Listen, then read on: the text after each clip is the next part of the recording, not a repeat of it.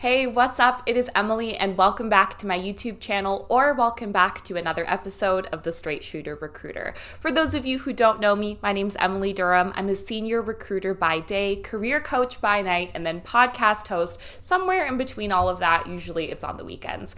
Today, we are going to be covering the age-old question, how do I stop crapping my pants in interviews?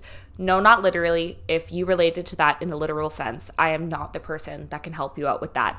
Today, we're going to be covering a little bit about how to be less nervous in interviews and hopefully how to help you convey your skills and experience even through some of those nerves. Remember, don't forget. Iconic. I promise you can take advice from me. Please don't forget to like this video, subscribe to this channel or the podcast, and leave a comment down below. It takes 2 seconds and helps me out so freaking much. Let's get into it. Things first, you cannot be calm if you are not prepared. It is physically impossible for you to feel good going into an interview when you haven't done your due diligence and your homework. You might be asking, Emily, what are you talking about with homework? I know who I am. I know what the job is. I shouldn't have to study for an interview. Unfortunately, you are 100% wrong. It's critical for you to spend a little bit of time researching the company, researching the role, and making sure that you're well equipped to answer some commonly asked interview questions. I'm not going to be diving deep on that in today's episode/video. I want you to go to this link over here, click that for a deep dive on how to prep for interviews. Today is going to be focusing more so on nerves, but I really wanted to start there because if you're not prepared, the rest of this video is not going to be helpful. Now that you've spent some time preparing for this big old interview with that last video, I need you to ask yourself if you made speaking notes or a script. It's really important that when you're preparing for interviews, whether you're getting ready to answer the big tell me about yourself question or answering why you want to work there, or a question about your leadership or technical experience, that you have some notes in front of you that are prepared. Remember, it is not going to be helpful if you're writing out a script. That means saying full sentences like, I'm Emily Durham and I'm a recruiter and I would love to work at this company is not going to help you. Why, you might ask? Well, there's such a thing as being too prepared. And if you've prepared this intense script that you feel like you need to memorize and stick to, the second you mess up, which you will because we are human, and unless you are an expert at memorizing things, it's bound to happen, you're going to panic. You're going to freeze up and you're going to lose your mojo. So it's much more valuable for you to make point form notes about the general topics that you'd like to cover and let the conversation flow naturally. You're going to come across as much more sincere and authentic as you're communicating. Plus, if you mess up, you're not going to beat yourself up because you're not following a script. You just have some general pointers and guidelines that are helpful to follow.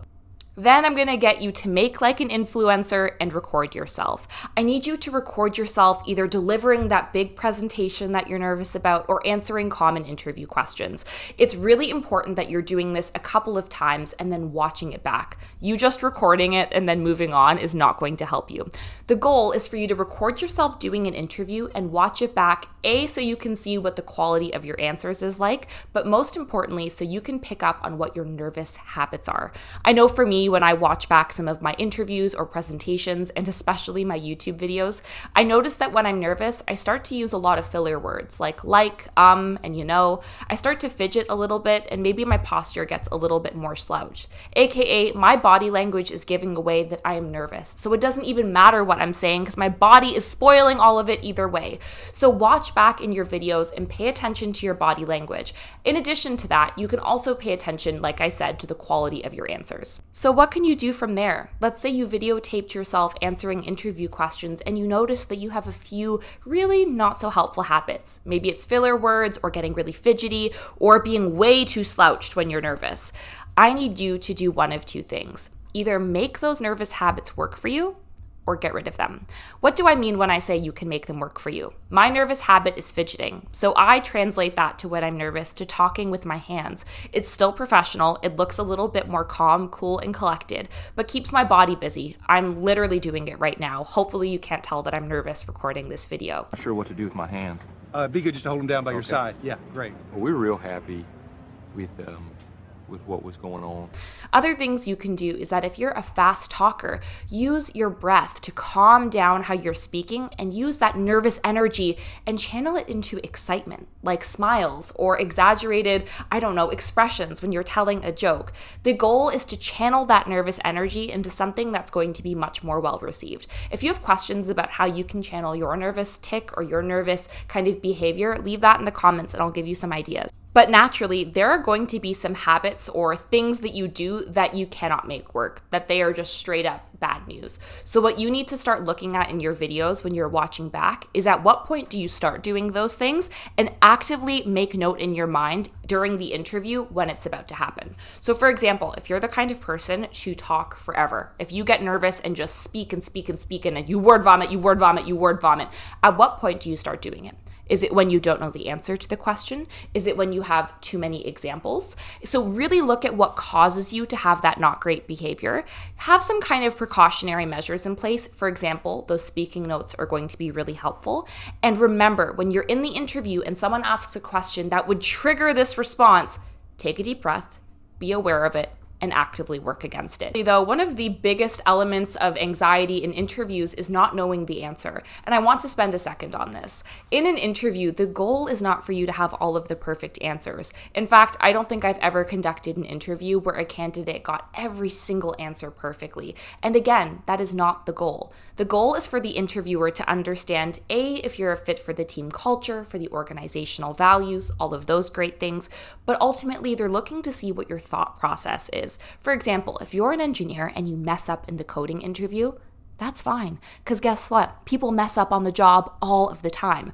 What's important is that you don't freeze and panic and stop. What they want to see is that you can talk through your thoughts. You might say, this doesn't work. I'm going to Google it. This doesn't work. I would probably ask one of the staff engineers for some support.